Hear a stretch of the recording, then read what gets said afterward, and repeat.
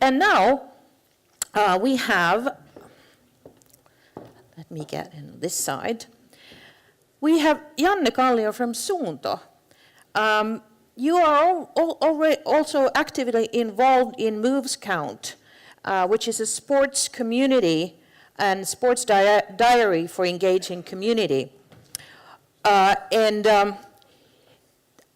you going to talk about Moves Count as well? Bit. A bit, Smaller. Okay. But you are now talking about in what sort of that first speech led up to. It led up to what you are talking about, transformation from electronic product-focused business to digital consumer-driven business. Exact. That's the plan. Welcome. Thank you. Your stage is yours. Excellent. So thanks to join me also on this speech. I guess everybody of you, at least from Finland, knows what Suunto is doing. You know that we are well known of sports instruments manufacturer. We do GPS watches, dive instruments, things that bring you up to Mount Everest and put you down in 100 meters in ocean. That's Suunto. What many of you don't probably know, or not are aware, that we are also a software company. When you buy a Suunto product, you usually get, yes, the physical product, the watch which is in your wrist, but you also get a software. The software is there to help you to basically plan your training sessions, show you what you have doing in the last 2 years, and so on. All things before and after your exercise, before your sports, before your things that you are going to do. This picture, the model that I'm showing here on the screen, is pretty old. That's something that was relevant 4 years ago, 3 years ago. There's the old T6C Suunto training heart rate monitor product with the training manager PC software. The big issue with this model is that what you can see here is the question on how people know about Suunto.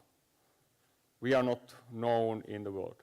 In Finland, everybody knows Suunto. When you go in US, people think that we are a Japanese stereo manufacturer. So what we need to do is to advertise. So we buy ads on internet and newspapers and TVs. Yeah, right, we don't have money to do that. That model is broken.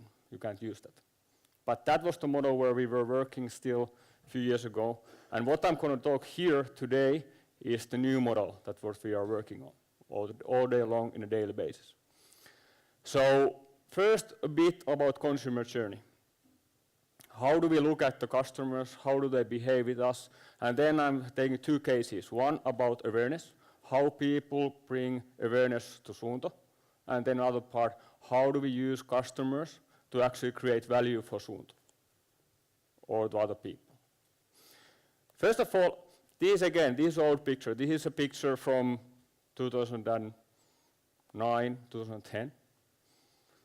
When you were working with Suunto as a customer, you basically bought your product on the local retailer.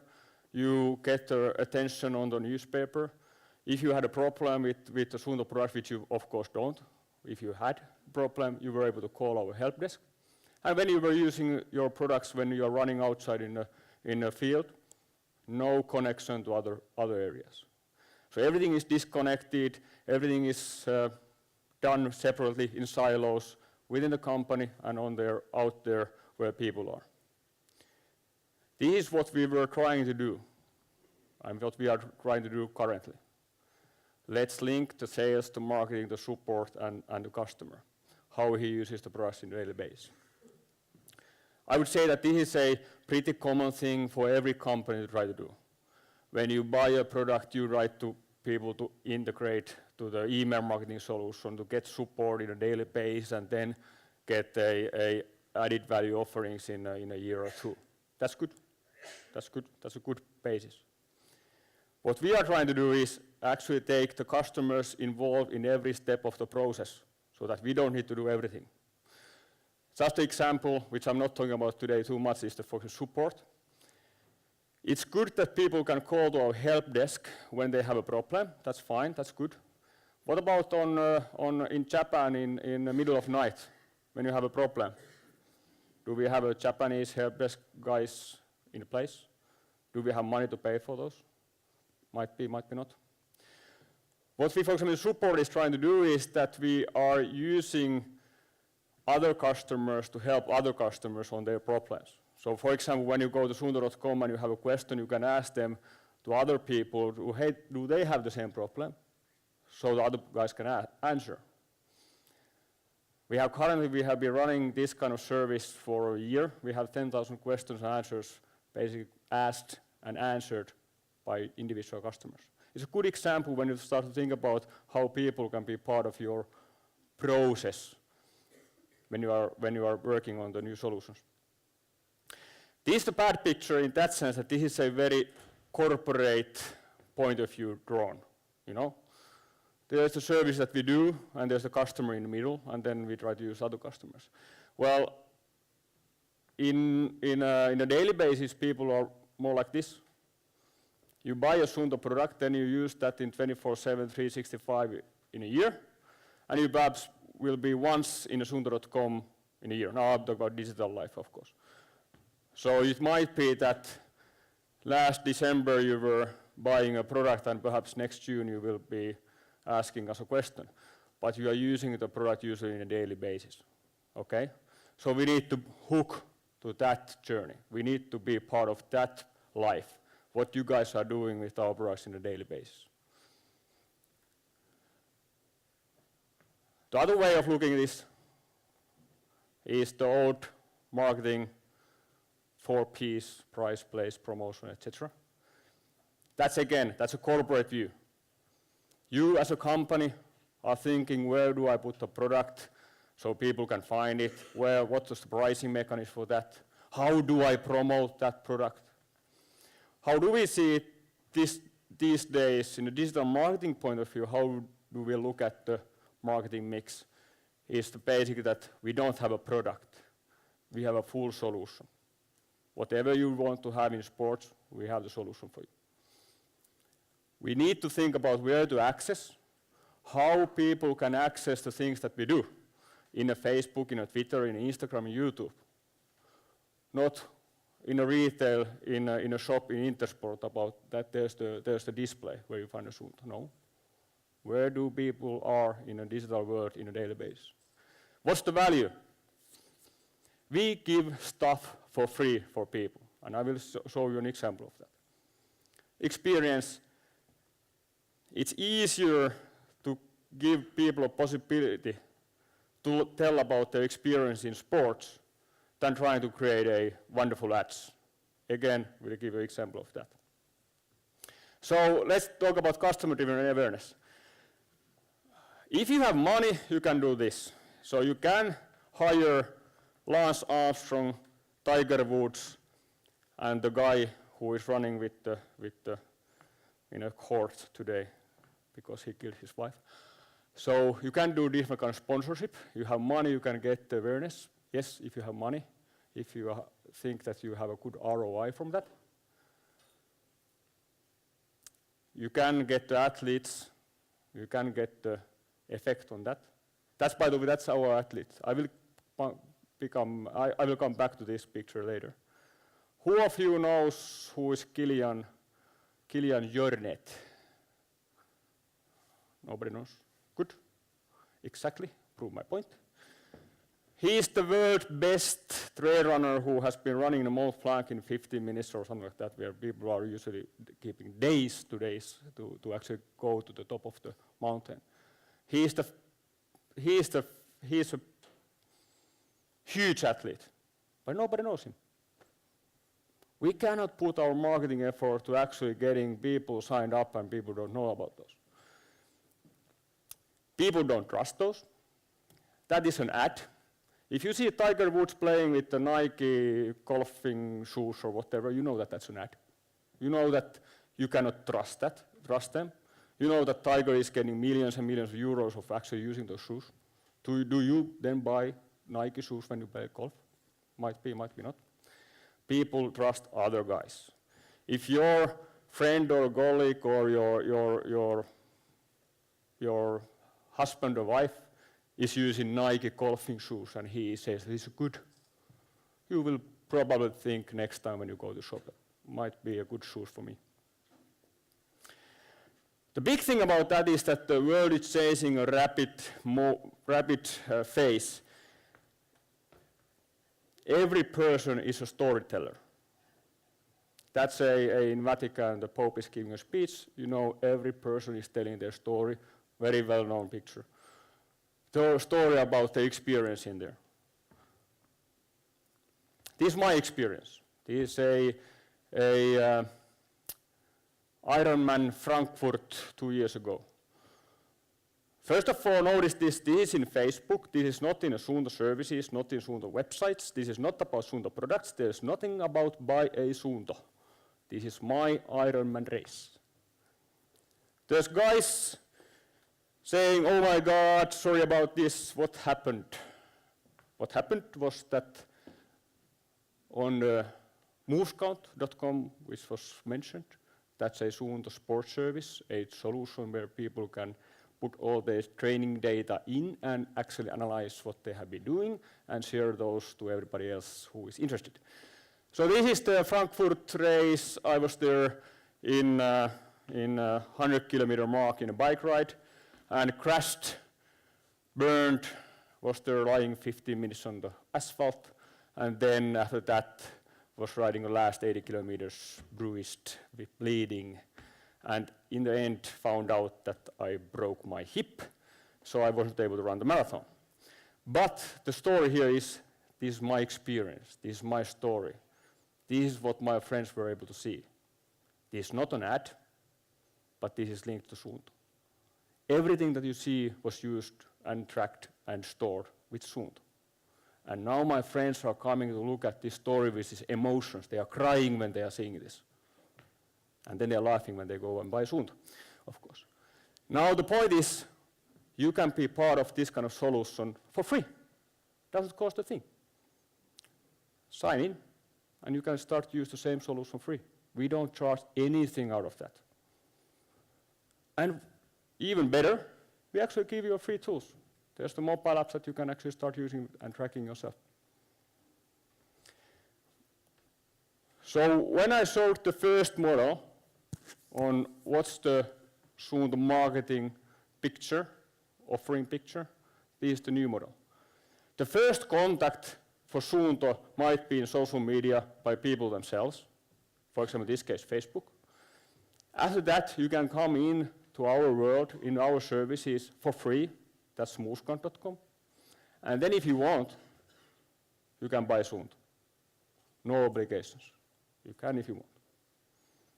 So what we are looking at is basically flipping the funnel, perhaps something that you have been hearing here and there earlier already. The first part is the current funnel that every marketing guy is talking about. Okay, you get the contact, you get the engagement, you get the connection, and then they buy. What we are looking at, that the action is not probably a purchase. It can be joining in, it can be some other type of thing. And then we try to hook them to actually start talking about us. So basically being a megaphone of Suunto. I showed you a picture of Kilian. That's a Kilian running in some event, using movescount.com, sharing to Facebooks, etc., Twitters, whatever. And when we look at a certain timeline of how many people are coming to see what he has been doing, that's a number of 20,000. I don't say is it in an hour, or is it a minute, or a week, or 10 decade. But at the same time, individual people, you guys who are running with Suuntos, are creating massive amount, bigger amount of awareness for Suunto. Just when you are running a normal daily things in a local routes. You are bigger athletes than one sponsored athlete. Big change, big difference. How much do we pay for these guys? How much do we pay for these guys? €0, much more. Now that was about the awareness. I will talk shortly about the other part is how do we use customers as a part of R&D. This is a very easy to understand model. When we look at the service like movescount.com, we basically are looking at managing people who are fans of Suunto. This is a Helsinki region, these are the members of the site. So the question is, how should we use these guys? Use is a very, very negative word, of course, in this case. This model actually brings us in a nice place to talk about, do we really understand what customers want? No. Can we analyze, can we ask, can we do questionnaires, brainstorming sessions, etc., to understand what the individual people want? Of course we can. Does it work? In many times, yes. But the problem is that any of you have a unique needs. Any of you who want to buy a Suunto product will probably have a different needs on what the product should do. It doesn't matter how much we investigate your brains to understand what you guys are wanting from this kind of sport device. Because in the end, we need to compromise, we need to average, we need to sum up, and then do something which fits perhaps 10% of you. So how do we solve this issue? Crowdsourcing. This is the model where what I'm trying to explain. Here Suunto is a big brain as trying to understand what the little brains are doing, so the individual customers. What we are trying to create in many cases are solutions and features where people can create themselves stuff to other people. Because the stuff that they create is specific, unique, individual, which they can give then to other guys to use. Simple example of this was 4 or 5 years ago we needed to, or 4 years ago we needed to create a training programs to a new breed of Suunto device, fitness devices. And we were asked to create a training plans to our digital solutions. And the first question, well, who's the user? Well, the user is a 30 to 40-year-old woman who wants to go to aerobics. Okay, let's do a training program for her. And then, no, wait a minute, we have women who want to do running. Okay, let's do another one for her. What about the women who want to lose weight 5 kilos in a year? Well, let's do a third one for them. And we need also perhaps for cyclist runners, the male, yada, yada, yada, yada. And you come up to the situation that we need to have 50 training programs, 100 training programs, and none of it will fit you anyway. So instead of making a training programs, we created a training program planner that enabled any person to actually create a training program for any specific need to actually then provide them to other people so they can use those. And you can filter and find and sort all the training programs in the service without actually knowing anything about the training programming. We ended up with the world's biggest training program library, which is currently live in Moscow. Jumping out of this, I'm going a little bit more technical point of view, and jumping out of Suunto world. When we talk about digital and electronics and the products, it's usually good to find the reason why something was very successful and not just the end result. I guess this is my opinion, by the way, and I know that there's many other opinions about this topic. But why was iPhone a successful, one of the most successful products you could say in the last 10 years? Was it because of the design? Probably yes, yeah, might be. But I would say that the apps had a huge impact on this. So was it so that because you were able to get applications to mobile phone, that was the success? Well, Nokia had applications before. Why didn't Nokia did so well as iPhone did? Was it because there were 500,000 apps or 1 billion pretty soon, I guess? Well, this is of course pretty close already. I would say that the key factor of actually making that happen is the key thing to understand. And it was easy to do. If you're a developer, you are able to do an iPhone app in 2 hours. You are providing a possibility for any developer to actually make money. So before you had to do a mobile app, then you had to go to some place to trying to give them a distribution to your app so you can get some money out of it. And last but not least, they were able to provide a customer base for your apps that you were creating. This meant that when you were creating a very exciting and interesting app, then you were able to monetize that in 24 hours and yada, yada, yada. The rest is history. What we did is actually fun enough. If you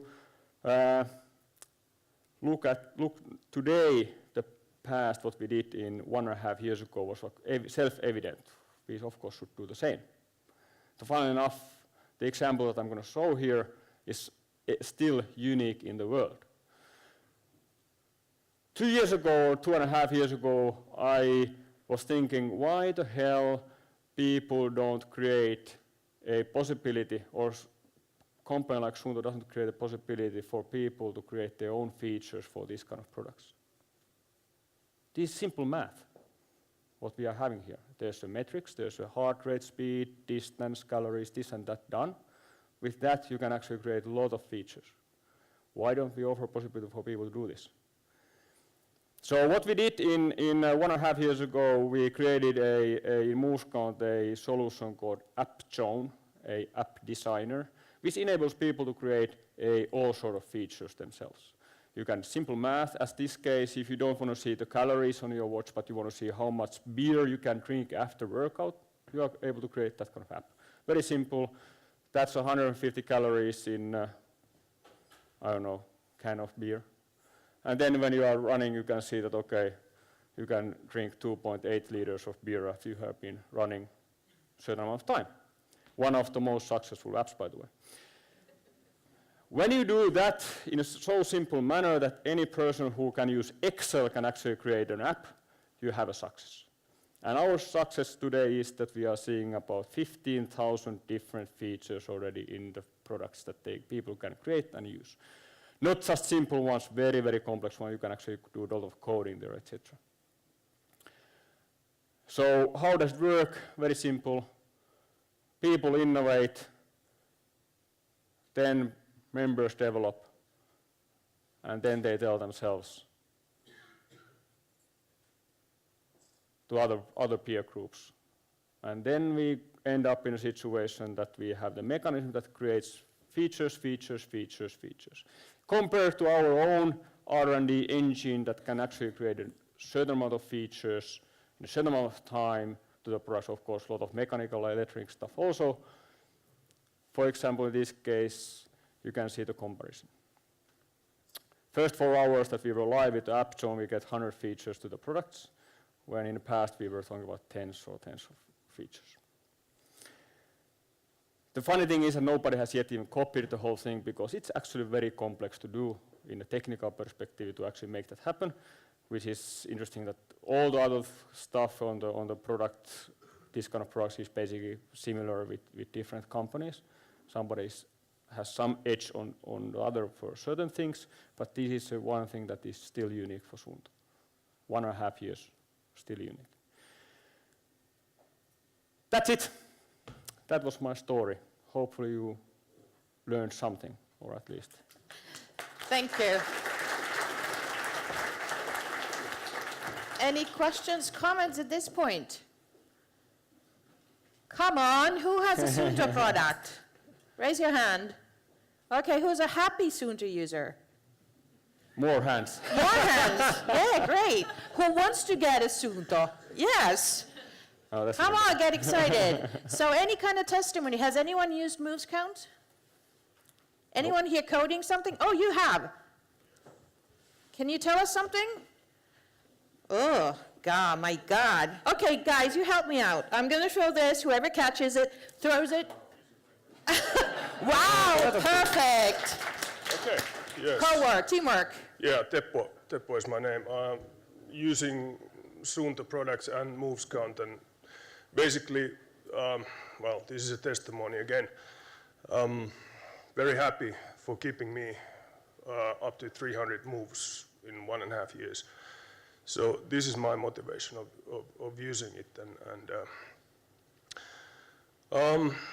ups and downs. There's some technical things, but of course with all the technical gadgets you have those, and of course the fast response for those is vital for the users as well. But yeah, I can say I'm happy.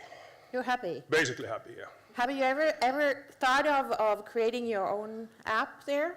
Yeah. It's Okay. Actually I've done some. You things. have? Yes. You have created something? Yes.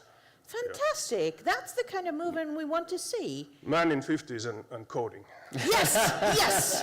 Not only girls, but men in their 50s, coding. Okay. Fantastic. Comes back now. Okay. Okay, watch out. Okay, Anyone else? I must tell my story. When I met with Janne, so with his assistance, because we were a bit in a hurry, but we did the Moves Count app for burn your champagne glass. Wow. Oh, okay. Anyone else? Okay. Oop. It's Jorge here. I'm personally, Speak. It's a I'm microphone. personally very interested in this whole sports tracking scene, but I'm a rock climber, and I find that my sport is underrepresented in all this. I feel that there is maybe a technological capability in rock climbing tracking. Is there anything we can do to join in? I see it's very easy for runners, very easy for cyclists to keep track of their workouts. It's not easy for us.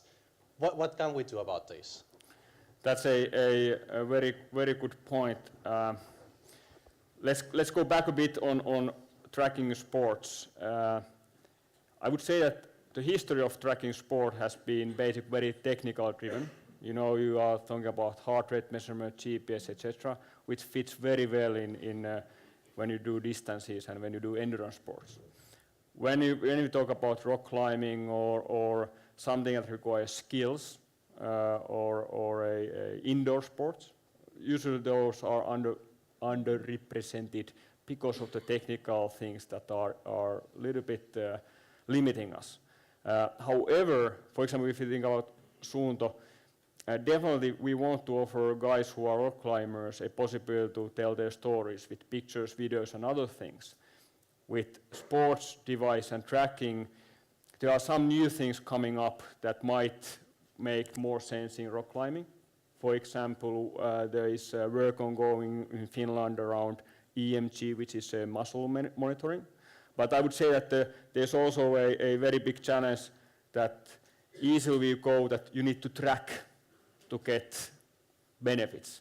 I would say that perhaps might be rock climbing and other sports should be more about telling your stories, telling the things that inspire you when you are doing rock climbing. Perhaps, for example, the pictures and videos are much more relevant there than a tracking. And the fact is that, I mean, in some cases, there's just a better tool. Might be the GoPro is the tool for rock climbing and not a sport heart rate and GPS instrument. GoPro, definitely. I would love to look at those. Scary. But don't fall, please. Waiting to start with my contour this year, so as the good weather finally arrives and can go to rock again. Okay, thank you. Well, all right. Thank you very much. That was inspiring. Let's give a big hand.